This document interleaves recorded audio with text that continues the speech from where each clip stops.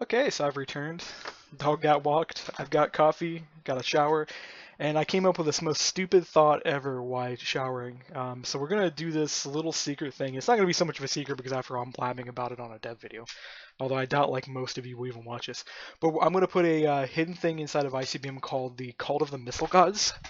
I came up with this idea while watching a Skyrim video, and I'm like, this is kind of cool. And then I thought about it while I was showering, and I'm like, you know what? This is actually a really trolly thing we can throw into the mod real quick to toy around with people.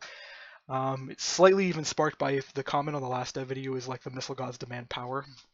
I was doing that as a joke, and I'm like, yeah, that's actually not too bad. So we're going to do that. What it's going to be is it's going to be a series of world gen totems.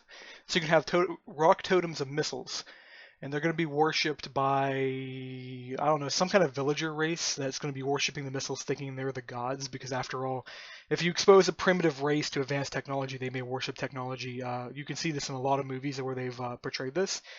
Star Trek, the second of the new movies, shows this, where the Enterprise passes overhead and the natives start worshipping the Enterprise as a god. And so I'm going to do the same thing because I'm like, you know what, that's just absolutely trolley type thing to put into a mod, and it'll be really fun to do with. So maybe here later, if I don't forget, we're going to go ahead and put it in here, but we're going to get back to doing what we're doing so we can try to get content stabilized and stuff. So we're going to finish the battery off. So we got our for loop for a battery, and we just implemented the for loop for the render things. So we got our render states are doing their job just fine, so now we're going to do the same exact thing for the texture state. So this is stored down in the library. Actually, this is not the library, it's in the client. I have got to get like a set of documents to remind myself of where everything's at. I got these amazing drawings over here on a bulletin board for like all of the JSON data when it came to the design, but I haven't touched it since I worked on it. Yeah, we just need to go here. So we got our texture thing. So what we want to do is we want to go and detect kind of what's going on here. Yeah, so we're going to do the same thing we did last time. So we're going to do a protected void handle. We're going to copy everything out of this. And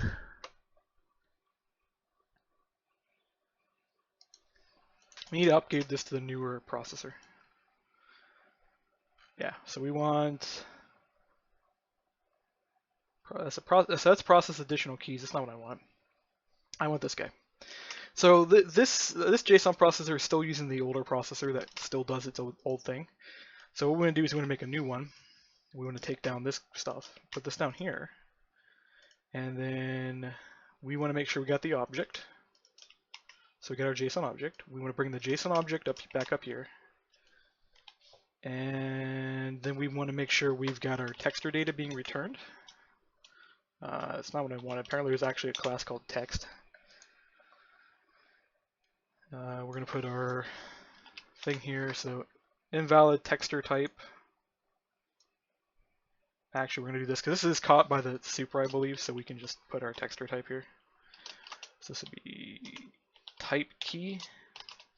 And then we want to put a little brackets here, or little quotations, or whatever the hell those things are called. So that's good. So we got our object here, and we're going to return true because I don't really care. And what we want to do is I'm going to go, okay, if object.hasKey 4, then we want to repeat our last thing. So we're going to go object equals object.getAsJSONObject 4, so that way we get our state up here. We want to change this from not being final because that's just stupid. And then we're going to do our else statement, which is, of course, handle handle object. Okay. And we're going to want to add this, so this actually, we do need to get texture data back. And then right now we're just going to do entries.add. To be honest, we would validate the data, but right now there's no reason for this to return null, so we don't even need the statement here. We're just going to do this. So now we got our for loop. We want to go find our render processor and just copy its data real quick. So processor, render JSON processor, and we want to just pretty much take this entire thing. Put this down here. We're going to have to rename these guys to object. I know this stuff is not named very intelligently, but well, I kind of made this stuff a while ago. Didn't really plan it out too much, just kind of made it. But yeah, that copies pretty well, so we're pretty good there. What I may end up doing with this later is I may abstract this out into some kind of object that I can just call, so we don't have to remake this every single time. And if we can abstract into an object, then we can start doing more stuff. So instead of just injecting the number, we can start injecting like all kinds of things into the system. We may actually start doing injection keys for the entire JSON processor, because there are times when you're actually looking at this where a lot of this stuff could just be recycled. So we've got like the name here, we've got, yeah, like we repeat name values all over the place. And what would be cool is if you had like a master key set at the top that goes, okay, here's the name of your object, and you just inject it all in the same place. And you just give it a name, because that's what we're doing down here. The textures are basically key map systems, so you give it a key, and then you tell it what the key is equivalent to. So this is how it's pretty much stored. That's actually what all the JSON data is you're pretty much going, okay, this is what the object means. But this should run now. Yeah, I don't see any reason for it to not work. So we'll go ahead and launch it. I still need to get around to finding a way I can replace having to do this texture map system, because I implemented this because I was like, you know what, this is kind of cool. This will be a good way to define textures and do a whole bunch of data with it. But as I kind of work with the system myself, it's really tedious, and I need to think of an alternative to it that may be a little less tedious to work with. Because after all, there is nothing complicated here. The only time this would probably be useful is if we're doing like animated textures, or we're doing swapping textures, or we're doing like something that is beyond the normal. For example, with the JSON system, one of the things we could do is we could do layered textures. And instead of using them as layers, so instead of rendering layer 1, 2, 3, and 4, we can call a merge call, so you merge the entire stack down into a single icon. So you can take like 16 icons and turn them into one, because you just want to merge them together so you don't have to do all this extra work. That is something that would be nice to do, especially for the ore blocks, because as I've noted before with the ore blocks, I want to actually make a whole bunch of different decorative ores. And that's not something that I want to go to my artist and go, hey, I need you to make me a new ore block for all the ores we have available. And there's going to be like 100 ores, by the way, because as I said, we're going to do a Greg Textile thing down the road, and we're going to start doing alloys in the ground. So you're going to start, instead of pulling up iron, you may pull up basically rust out of the ground. It's not exactly what that is. I just can't think of what the name of the material is. Because it's like iron, copper, and something else is usually what's mixed together when you mine iron ore. So you don't actually get raw iron ore, but we want to do ores like that. And you go like, hey, well, we need, for each ore you make, I need 15 different background textures. And that's going to be tedious as hell unless you're using a piece of software to do it. So what we can do with VoltsEngine is we can make VoltsEngine that piece of software. Of course, we're going to write the code separately so it runs without being run in Minecraft. So what you're doing is you're essentially taking a Minecraft system, running through an auxiliary system, and then bringing it back into Minecraft. And then what you'll do is you'll cache that icon too, so you don't have to regenerate every single time you load up the game. You'll just have to store metadata so you know if the icon's old or new. So that way, if you change how that looks in you at all, the metadata will go, oh yeah, we're outdated, let's make a new icon. But it'll do that stuff. And I actually want to do another system for that. I want to do something called baking, so we can bake my 3D models into 2D models, or 2D textures. The newer versions of Minecraft, I believe, actually already do this, so it's more of just a backport system. But we'll get to that eventually. Green tea. By the way, when I say coffee, I actually mean tea. I've actually been trying to figure out why I keep doing that, but I think it's just come down to the ideal that I've always assumed that a hot beverage is coffee no matter what, and my brain is stuck on that. Anyways, the power cube is working. We actually are powering our sentry gun here. If I put a slime down, I still have to fix that rotation. And you notice how he stopped rotating that way is because he lost target.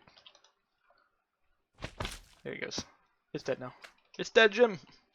Yeah, I gotta work on a lot of sentry guns. This is something that I gotta spend probably like the back half of this week actually doing. Is my client does want his sentry guns to work better, which means I need to fix the rotation issue.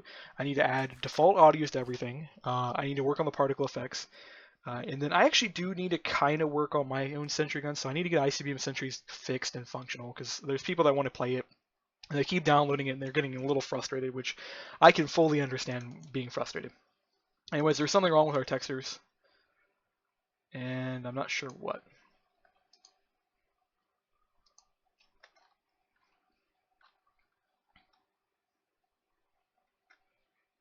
Hmm. This should run perfectly fine. I don't see. We'll just put a line here and we'll run through real quick just to make sure it's functional. Yeah, because this looks good. The only thing I can think of is like maybe this isn't matching up with this, or maybe this isn't running properly. Or maybe the handler, I mean, actually, no, let's do that. Let's check the handler. And we can do this really quickly by just scrolling down here and doing this. And then break you, and then place you back down. Yeah, the handler's not running. That's exactly what's wrong. So I should have got a ding on that line, but it's not updating. So we want to check what's using this, which is going to be our handler. So I made a listener for advanced JSON logic. So the block base has built-in JSON logic, and I actually need to separate it out into its own little prefab here too.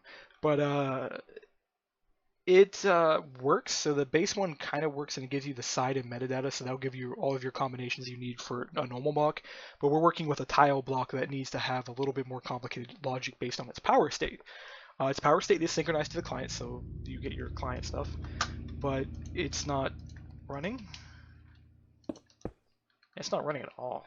The only thing I can think of is it's not getting created, or it's not getting registered. I'm pretty sure it's actually getting registered, but maybe we're not getting this part here.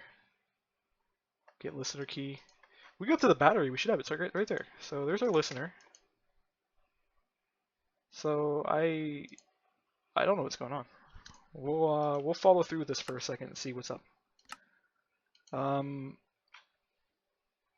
No, I know it's wrong. It'll take a second for me to fix. I need this method. Yeah, there's no error system, by the way, to tell me when something like this breaks. I probably should make one.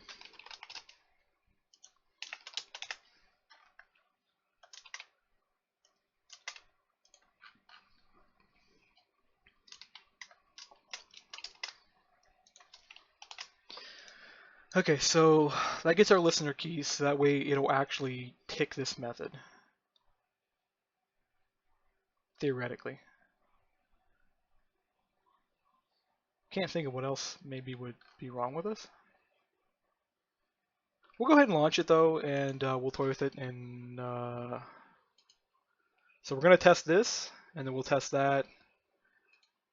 And after that, we're just gonna have to see if it's something dumb, like for example, it just not registering that battery package. But since this isn't actually, let me phrase it, it can't be the battery package. At least it might not be. The battery package still may be broken, but that's going to be a separate issue because the processor's not running, or rather, I mean, let me phrase this: the listener's not running. We're not sure if the processor is running. We're not sure any of this stuff is triggering correctly. So we're gonna have to follow through real quick and see what may have failed, and then we'll have to make sure this whole thing runs. There are a few other things we still have to do too. For example, I need to redo the render state here, so when we actually get a packet, I need to go in render. Actually, we're going to do this int prev equals texture index. Then we're going to go, okay, if texture index does not equal prev, and then we want to do world dot mark block for update, or mark render range for update, and we just pass in xi, yi, zi. So okay, it looks like it is being created, so we'll check that in a second. And we're gonna put this here because this will tick the render to update here every tick. But where's my debug console? Okay, so we are being created.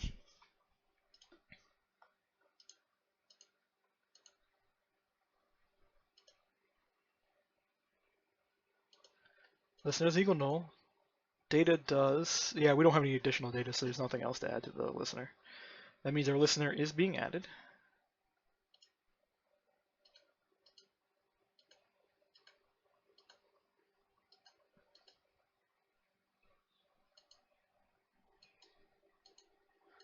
Yeah, so that's working just fine.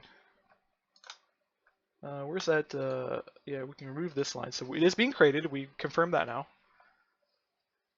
Okay, here's our for loop being loaded for our texture states.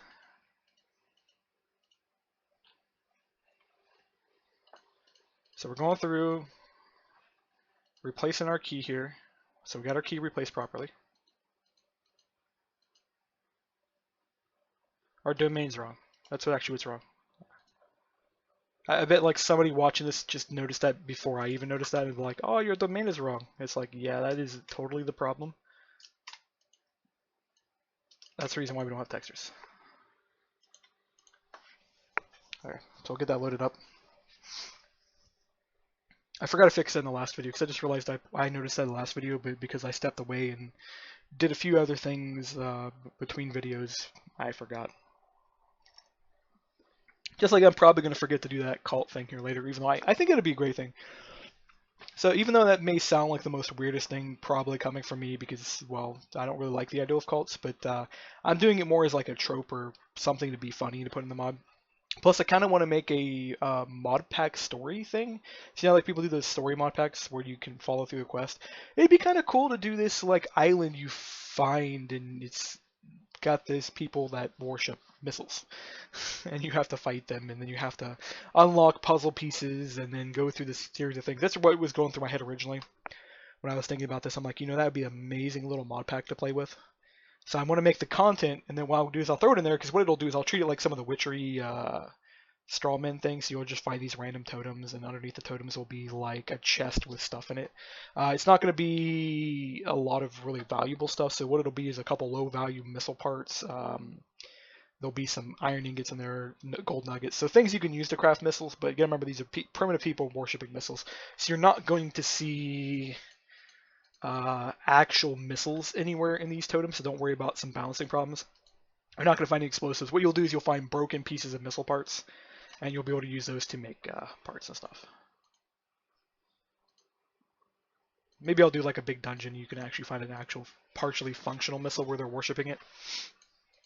It won't have any explosives in it, which means you won't have any balancing problems. So this looks like this is running just fine now. So go ahead and start that. So we know the texture processor is doing its thing. To get a for loop. So for loop is something I wanted to add here for a while. It's actually so it's nice we got that done. And that's really simple code that's going to make a big difference when it comes to the JSON system, because then we can iterate loop through the processes to just create content quickly. And I'll keep messing with this over and over in time. And what we'll do is we'll do some nested for loops. So that's something that actually does need to be done for the recipes particularly, is that you will have recipes that need to have multiple variations on them. Not just with one variation of item, but maybe you have like 3 or 4 variations of items you want to use. So you may want to have like IC2 items, you may have this, and you're going to want to do like transitions between item sets. Most likely the more complicated ones are just going to do standard recipes for it, so it's not going to use a for loop for a lot of things. The for loop is mainly going to be used for or dictionary values is what it's going to be used for. So say you want to use every nugget possible, but there's no easy way to do that, then you could do, for example, just iterate through a whole bunch of nugget names. Or say you want to make your recipe work with somebody else's nuggets that are not registered as a nugget properly, and they did it intentionally because they want to make sure it does a certain craft system. You can then fix that. So, okay, looks like our system's working now. Oh no, our render data came back null. So it's looking for, what is it looking for? Actually, let's go back here. So go into here. I'm going to go here. So it's going to get the mod and then the registry key. The registry key is pause simple. Yeah, we need the mod ID. So let's go ahead and close this, and we're going to restart it again because that's the next part we're missing. I guess I probably should have thought about that. It's weird because sometimes you need the mod ID in front of it, sometimes you don't. And I need to make that consistent. There is definitely an inconsistency between a lot of this stuff. Because I copied this out of one of our other mods here, and it was working just fine, so what gives?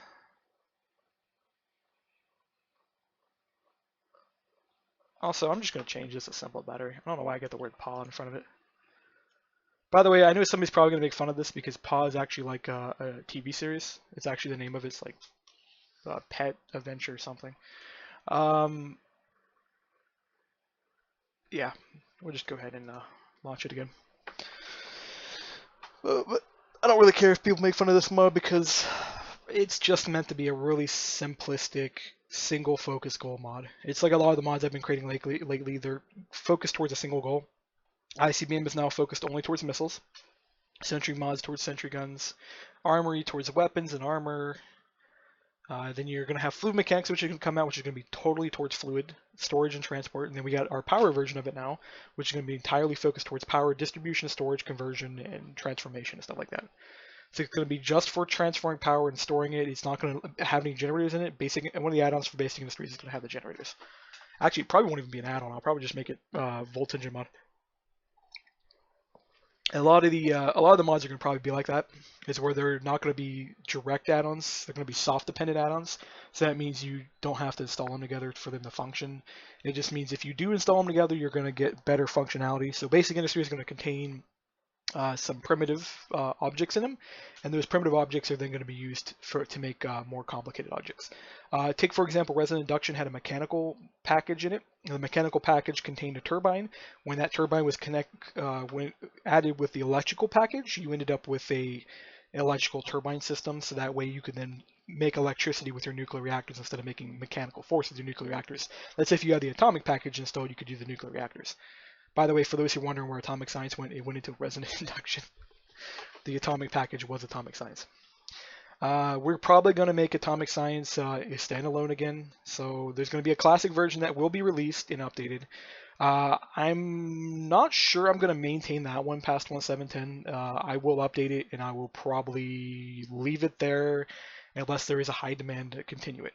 It's the same thing with ICBM Classic. I'm going to make it functional, but there's going to be a lot of development on it. Those two mods are just kind of in existence to help you guys migrate to the other mods. At least I'm happy I got some tea next to my desk this time, so when my throat gets all groggy, I don't have to worry about not having something to drink.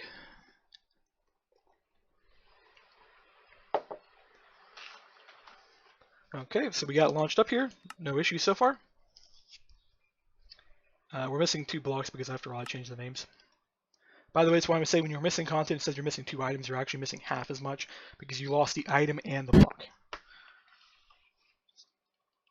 And of course, our stuff disappeared on us. Here we go. Here's our battery. These translated. So we got our thing here. And it got render data that time, didn't it? Why did it go to the bottom? Because it says render data object.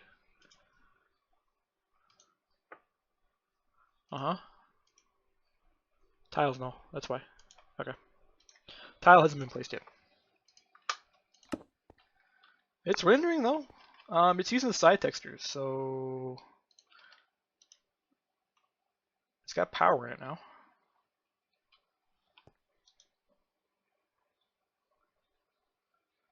I need to fix the tooltip. Okay, so let's first thing first. Let's check to see if the packet handling is working. Actually, no. Let's check to see if this is working. So in order for that to rerun, we're gonna have to tick the render. Actually, I want to only know if you find a tile. Actually, we can't check that line, I don't think.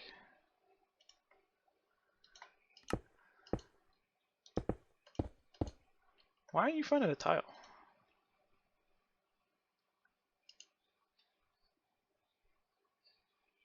Added tile to tile map, so it is working. I think I know what's up. Let me fix the tooltip real quick. So that's tile, power, and wire simple thing. So we just need to make enus dot something. Yeah, enus dot link. Okay.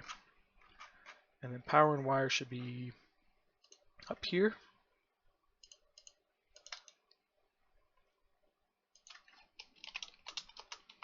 By the way, when making length files, the capitalization doesn't matter. So yeah, enus, and then I'm gonna let other people do the other languages, even though I can speak enough of the language now to actually translate things. And by the way, when I mean speak, I can read it, I cannot write it, and I cannot actually speak it. So I understand enough of the language to actually write in some of the other languages now. So that is tile, power, and wires. Tile, power, and wires. Actually, let me just go and copy some things here. This will just save me a little bit of time. Tile, power, and wires. Dot name equals simple battery. Now, might I note, this exact battery may not be craftable right now. I'm probably gonna come back through here after I'm done creating the test version, and I'm gonna make a tiered version. As I know people go like, oh, but you said you don't like tiered. I don't like tiered, but I do sort of approve of having a tiered concept into a mod. But I prefer that tiering is based entirely on crafting recipes and not like a really heavy gated system where you have to have 15 different machines to build your final machine. No, instead I want to be like, your first machine is a wooden box with batteries in it, then your upgraded version may be a metal box. To be honest, I probably won't even give a crap what you make the box out of, so you'll be able to make all kinds of different colored boxes, and it'll just matter what the contents is. After all, if you anybody who's ever worked with electricity in real life will know right away that the box, the container that you build in, doesn't really matter unless you are being absolutely stupid about how you build something. So in real life, if you make it a metal box, a plastic box, a wood box, as long as you build your internal guts correctly, the box doesn't matter. Now, when it comes to metal boxes, if you screw up on building your internals, you can shock and electrocute yourself. So it does matter in that regard. Same with wood, you can catch it on fire, and plastic, you can melt it if you do mess up your internals. So when it comes to internals of building things like battery boxes, you want to make sure that you actually do have some insulation to prevent the batteries from contacting the casing. You want to make sure you have fuses in case you short or damage thing, on and off switches, and a fire extinguisher nearby in real life. In Minecraft, I'm not going to give a crap about any of that unless somebody absolutely wants to have this hardcore style system, and then I'll add as disabled by default. So simple battery.name. So yeah, that's pretty good. So yeah, that'll fix our translation issue there, and then we need to fix our translation in Volts engine for the power. So should be like some like energy in here.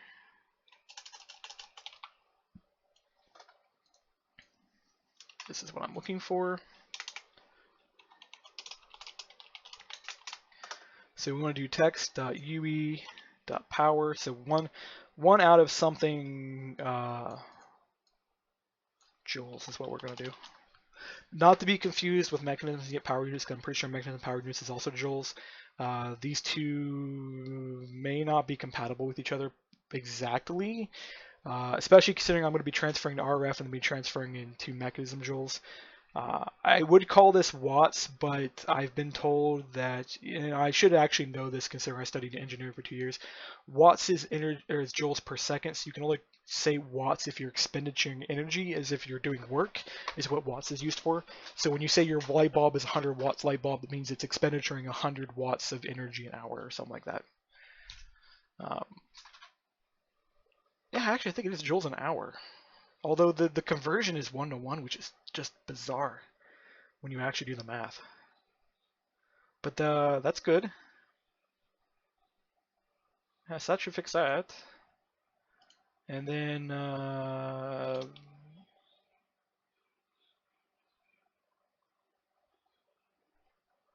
I completely forgot. Oh yeah, I know what I'm going to do to fix this. I had the thought in my head and I almost lost it right away. So there should be something called like first tick maybe. Yep, there's a first tick behavior. So what we want to do with the first tick is we want to just trigger a re-render. So go public add override. Actually, we want to do send description packet. Maybe. Nah, we'll do it this way. If is client, then we're going to do a re-render. Because the description packet was clearly sent at some point, but I think what happened is that the previous and something. Actually, I know another way. We're going to leave this here though, so we're going to leave an empty first tick. Actually, we're going to do super.first tick. And then we're going to come up here and we're going to set our texture state to -1. And then what we want to do is we're going to come down here and we'll go this or texture index equals -1. And we should be able to rerun and that should work. Because what's happening is that the previous texture state and the current texture state are identical to each other, and I don't think they're getting updated. But we'll toy with it and see if that actually is the case. There could be some mathematical errors going on. There could be, I don't know what else going on. I mean, that's the point of science. We're going to do some science and fix some shit. But yeah, so after we get this done though, we'll probably do wires later. Or probably I'll just code up wires and I'll show you guys how they work. Because the whole thing with wires is they do take a bit of time to make. They're not complicated. They really are simplistic if you understand how to program. Because what you're doing with a wire network is you're creating a system by which you identify wires next to each other, and you go, okay, do you have a network? And it goes yes, and you go add yourself to that network, and you just add all your wires to your network until you get basically a full map of all your wires, and then you tell each of the wires, go, hey, what's around you that isn't a wire? And it goes, oh, I got a generator connected to me, I got a furnace, and then you pass that back to the network, and then the network gets a list of producers for power, and then it gets a list of acceptors of power. That's at least the network I'm making is going to actually keep track of both. Reality is you only need to really keep track of your acceptors, and then every time a producer dumps power into your network, you just distribute it. Keep in mind that was UE version 1 that did that, and it is really laggy. UE version 2 started keeping track of the acceptors and providers, and it would tick the providers itself, so that way the providers weren't dumping power constantly into the wires. Then we moved to a different version of that did go back to the UE1 version, but instead of distributing the power every single time it ticked, we then went to holding on to that power for a tick and then distributing it. That way we didn't have to do as many updates. UE3 kind of kept with that. We just got a little better on our algorithms and started doing distributed calculations and trying to make sure that machines got power evenly. This is where the difference between UE3 and Mechanism comes into play. Mechanism still doesn't distribute power properly. It's something that mod will probably always have in it, because I'm pretty sure Aiden has this thought process where he thinks the right way is. And of course, I got my thought process where the right way is, and there's a meme that goes, that's just your opinion. So it really is. But I prefer the distributed approach because you end up with a better handling for things like batteries and generators. And if you have machines that can run on low power, they can actually run. UE4 and 5 went to a completely different approach, and this is what we're going to end up using. We're going to end up using UE5's approach when we actually end up making our power system. I was designing a power system for UE5 that was tickless, so it did not actually tick every single update. What it did, well, actually, let me rephrase this. It did kind of tick, but it didn't update the network every single tick. So what it did is it figured out how much energy are we producing, how much energy do we need, and it matched the two, and it would go, okay, every single tick, I'm going to give you 1 watt of energy, and then I'm going to take 1 watt of energy away from the generator. And if the generator didn't have its own battery storage, so the only time you ever took energy away if it was a battery, if it was just a generator that produced a flat rate, you were just like, oh yeah, you produce a flat rate, you're good to go. So it just ran. And it goes, okay, you get a watt of energy, you get a watt of energy, and it didn't update again, didn't tick, didn't do anything, didn't have to recalculate things, didn't have to check to see if generators are still there, didn't have to check to see if providers are still there, because it was all event-based, and it ran incredibly smooth. We got to a point where we were really pretty much running in nanoseconds, which is, we're talking huge wire networks. When I was testing it, I was running wire networks that had some 1,000 generators connected to them, and we were doing nanoseconds in time, which is pretty amazing when you think about it. Okay, we got power of this thing. And it should be going down, but we're not seeing an animation go down. So we're going to put a tick there. Okay, so we're not getting a rerun. So we're going to put a tick here. So we are getting a packet system. So our previous is 13, our new is 13, so we didn't get any change. So I want to know when we get a change here, and I want to see what happens. Probably something's not quite right.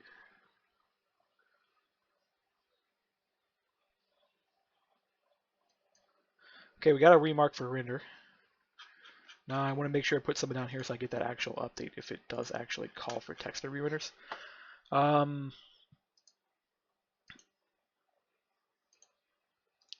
don't want to know every single.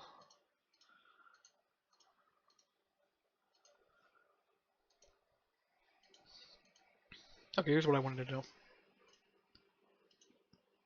Mark block for update. I mean, I think this method's running properly, so. We're not getting render recall on our texture state. So mark for render range. I think I had a problem with this before where it wasn't quite working. Let's mark.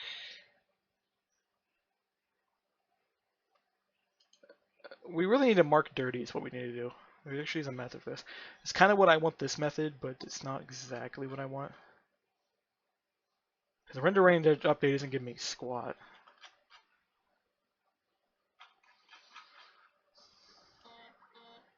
Maybe you got to do this because I mean this does. It just updates the lighting and then marks render range. That's maybe not it. Clown news break. What? Oh, I gotta see this. I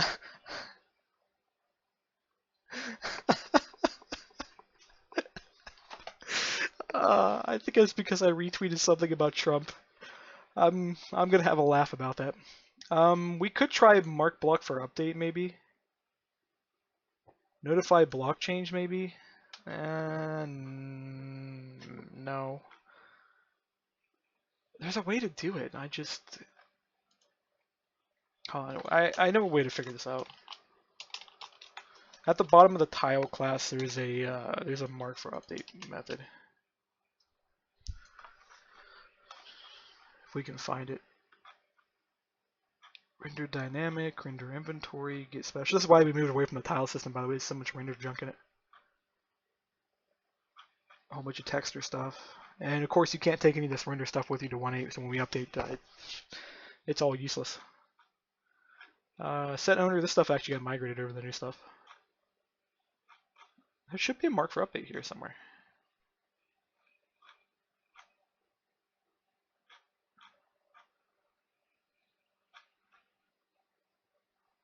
Here, so we got mark for update, update lighting, schedule tick, mark render. Yeah, we just do mark block render range for update. So we just do that. So that should have worked.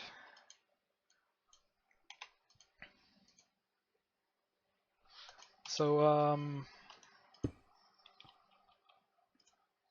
something's wrong with our handler because I should have got a re-render call on this right here and I didn't. So it's not the internal code. It's this stuff. Yeah, so it's this method set that's not working properly. I think what's going on is we're not getting our injection call here. Because if we go to this, yeah, the world's null. And then let me go follow my chain up. Yeah, that's exactly what's wrong.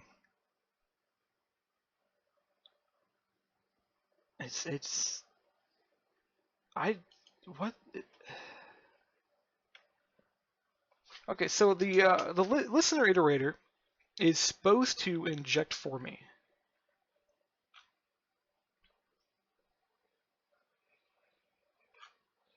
So when I call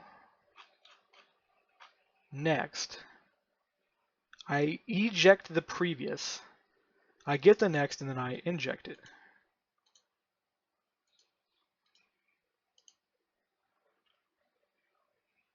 Yeah, so here's our inject. Our world's null. How?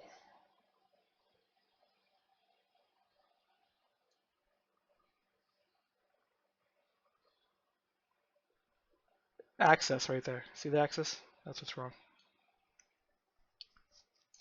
Shoot.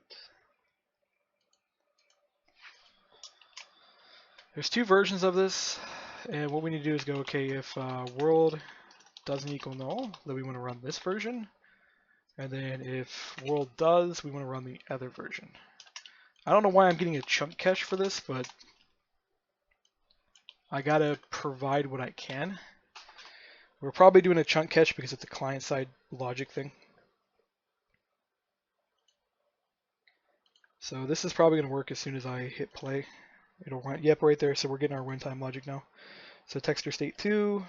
So this is functional now. That's what was caught wrong. That's actually an issue that is probably going to plague. Yeah. So look at that. We got our texture. We got our bars now. And if I do that, full of energy, and if we sit here and watch it, as it slowly feeds the turret above it, because the turret is energy hungry, we'll slowly watch it, the bar go down on the side. And this is a really simple texture thing. All I'm doing is I'm using 16 different textures to render the state side on this. So it's not really complicated. And look at audio, it automatically updated. And the thing with this is, because this is not based on metadata, which is the reason I switched to this system, it's not metadata based, so you can have an infinite amount of precision on this texture. Well, not an infinite amount, there's a limit. So you can have a texture all the way up to 128, so that means you can have 128 pixels up and down to display the power level in here. And you can get really, really creative if you want to spend the time doing it. I'm not going to spend the time doing it because I'm lazy. But what you could do is you could have the pixels go back and forth all the way across until you got that full progress bar showing how much energy was left. Of course, I'm going to do this because, to be honest, most people just need to know if the cube is empty or not. They don't need anything fancy. By the way, this is really good on the frame rate, so I'm sitting at 60 frame rate, and every time it changes, the frame rate probably will not spike even a little bit. And my tea is cold. Now I'm waiting for that bar to go down just so I can check that frame rate, actually.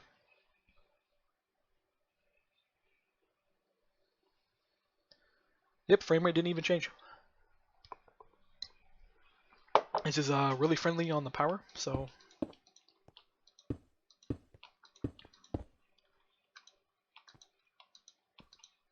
I am doing this, by the way, while I'm making all this cube because I want to see just how much frame problems we can cause if these guys try to transfer power between each other. Why aren't you guys rendering all of a sudden?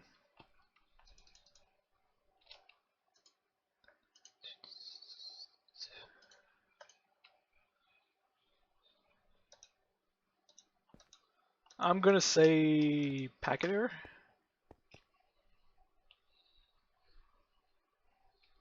By the way, the difference you can tell between a cube that has power and one doesn't is that the color background is slightly different.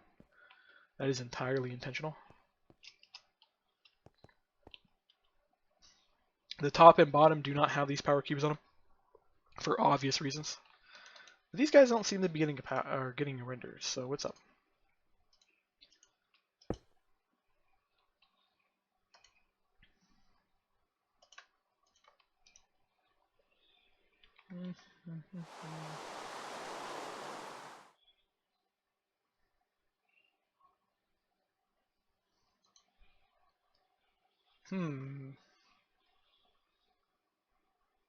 There's our ticks. We're not gonna get the data on the node, which is crap, I guess. I need to make a more sophisticated dev tool that acts like the screwdriver. So what I'm talking about the screwdriver is if you hold shift, you can switch your rotation mode on that, and that's just been by the way, it's been a feature. It's been in the system forever because you tell it's still called Resonant. I haven't bothered to update it at all. It works just like the mechanism configurator too. I just noticed that as well. Except the mechanism configurator, I believe you have to hit M for it. I believe those ideals originally came from IC2. I'm not even sure anymore. These guys aren't updating for some reason. And I can't exactly debug individual ones of these. I guess I'm going to have to. So why aren't you re-rendering?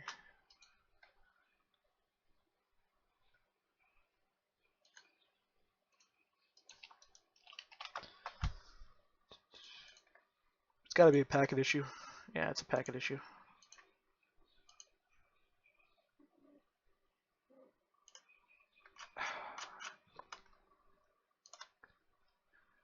There we go. So our texture state system is working. It's being set to 0, which tells me that it is receiving the packet updates.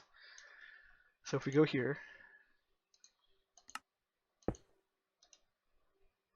but something's not quite right.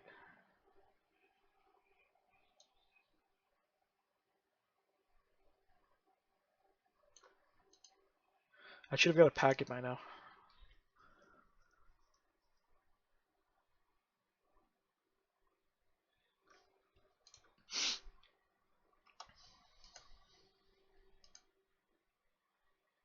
Okay, is server if has changed.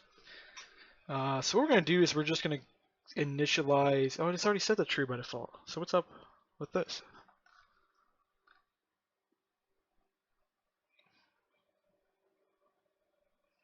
So there's definitely a problem with energy detection not sending packets properly. We have a few options. The first one is just to do something like this. Just send packets regardless of what happens. And there we go, we got our packet. So there's something is wrong with the energy check. And I don't really care to toy with it too much.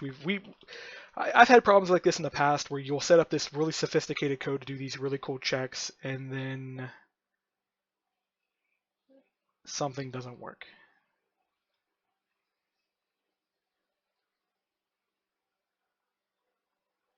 I actually know exactly what's wrong. So we're going to close this and I'm going to fix it. So that way we can actually get this done properly. So what I need is a class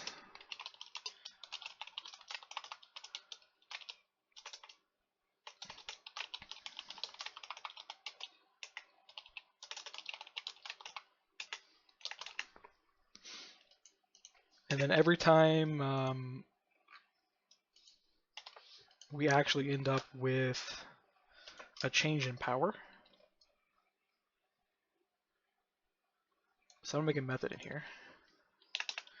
Protected void on power change.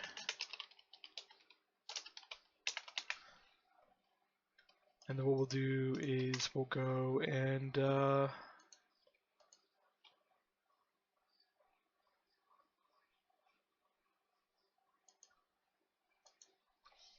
put this here because we're going to have some kind of power change here. On power changed, on power changed. I guess we sort of want to make sure we're keeping track of the previous, so we want to go int prev equals get energy stored. And then we want to do something like this, like int prev energy int current. And then I'll let people do their own math if they really want to. So we'll go prev, and then we'll go get energy stored, and we'll just do this everywhere. We just got to keep track of previous energy.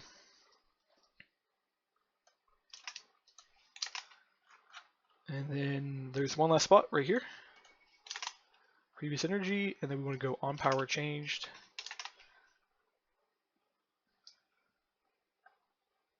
And then what we actually can also do is we can start doing things like if prev doesn't equal energy stored.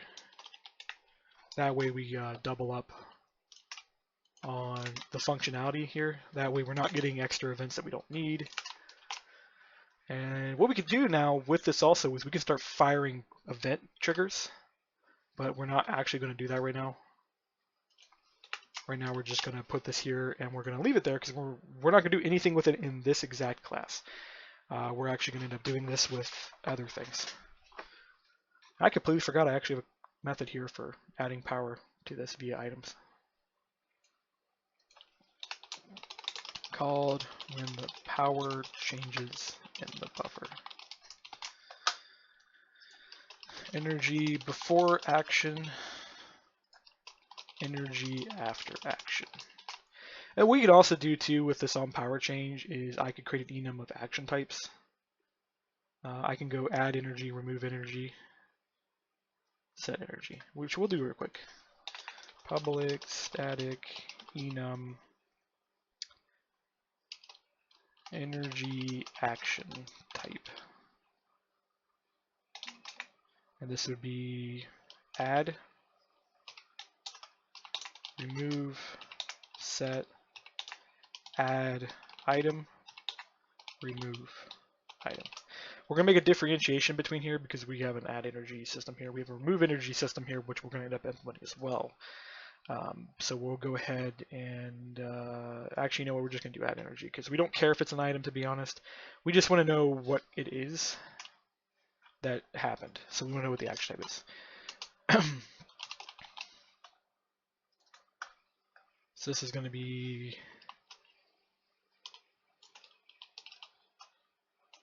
energy type add.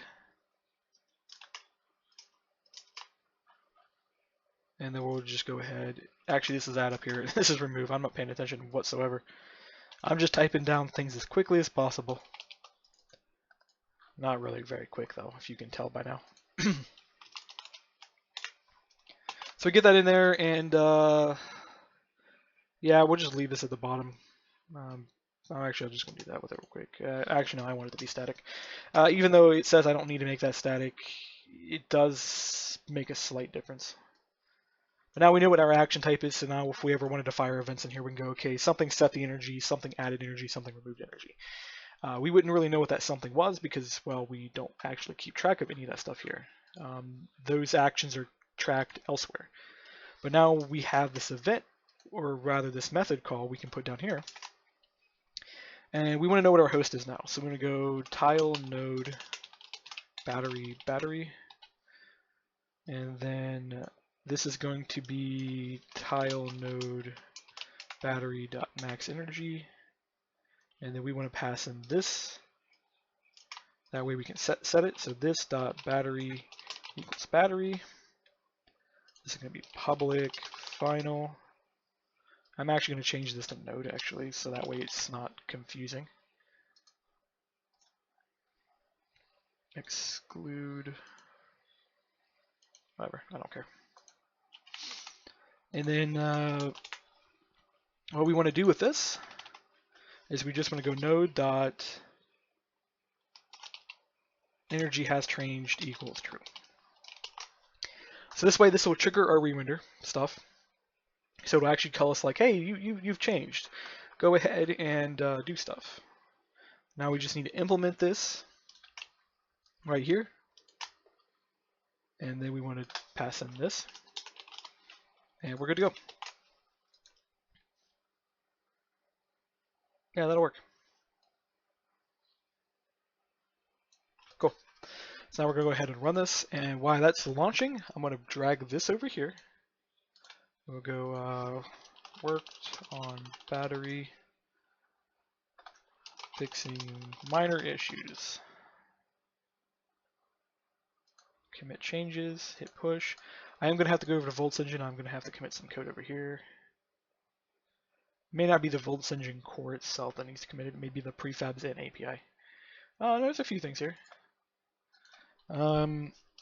Added for loop handling. I think it's what we added here. So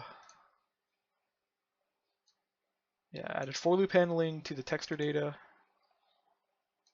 And then we added for loop handling. So added for loop handling for render, states, and textures. Fix JSON icon listener. Commit. Hit pushed it. Remote. And then we want to come over to the API because we did change something in the API, I think. Nope, we did not. We changed something in the prefabs though, because we changed the battery prefab.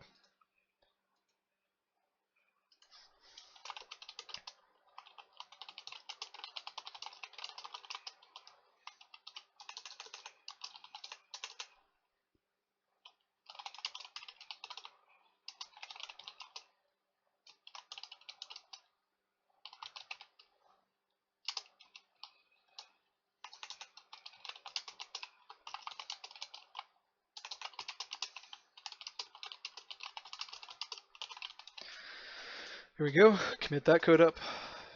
That should all start, that'll compile here later today is what it'll actually do, but at least it's up there now. And then we can pop back over here and then commit our code when we get this stuff done. Which we're almost done, we almost got this functional. There's still more work left to be on this. It needs to be customizable, you can be able to customize each side you click. We still need to do a lot of power management with it. We need to set some max throttle rates on it so that way it's not emptying its entire buffer in one go. This is where I want to make some tiered stuff. Just the tiering will mainly just be there for balance reasons. So that way there are lower versions and there are higher versions that you can get your hands on. The crafting recipes are going to all be pretty simple. It'll pretty much be batteries plus a microchip is what it's going to be for all the versions. It's going to be really similar to the original IC2 recipes is what it's going to be similar to. After all, I'm not trying to make a competitive mod, at least not at the moment. There we go. That's updated right off the back now. And if I make more cubes, these guys should be getting power.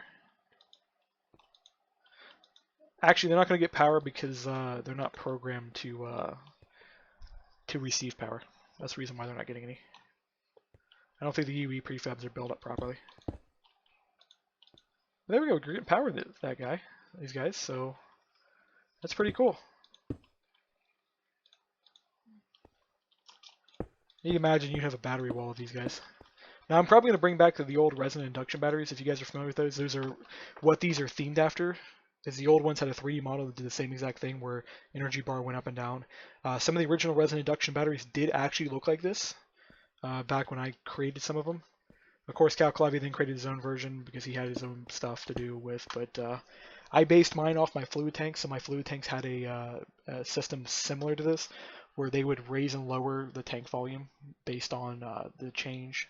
Of course, the resin induction one ended up with a really nice complicated render eventually, but that ended up causing frame rate issues. But so, yeah, this works. So we got batteries now. And they're universal supported, which means I should be able to power just about anything off of them. I actually probably could power an IC2 machine off these. I say this, and we're going to probably place this down, it's going to crash. And if I can find a... Oh yeah, that's right. I don't know why IC2 does the laser gun, because every time I look at that, I keep thinking it's my armory mod, because my armory mod uses gun stuff as well. By the way, shout out to Phil for giving us some gun textures. He actually made some textures for us. So that's one of his right there. It looks really, really nice. These are some of the older ones. The older ones do still look pretty good, so it's not like we're different. By the way, Shotgun was made by Archadia, I believe his name was.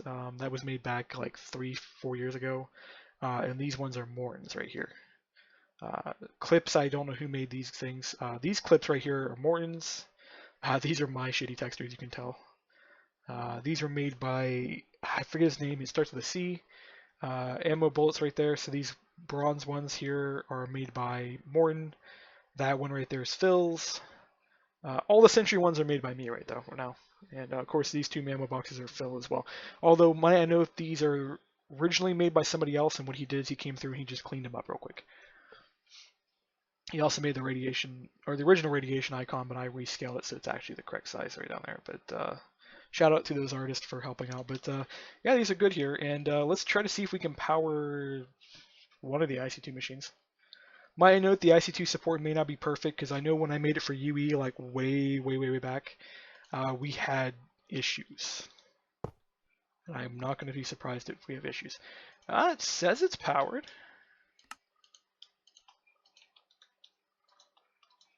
And it doesn't have shift. Why can't I put stone in it?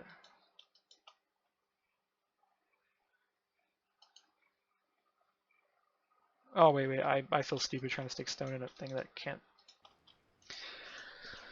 There's proof that we're getting power off that. It's draining energy too, so IC2 support does work. It looks like I actually managed to code it half correctly. Whether or not it's balanced is a whole other story. There's probably an infinite loop in there. So keep that in mind when using it as a modpack developer, that I have not tested IC2 support properly. But it's cool to see it's functioning. So I'm going to end the video here, and I'll be back tomorrow because I'm not going to do any more videos today. But I'll see you guys later.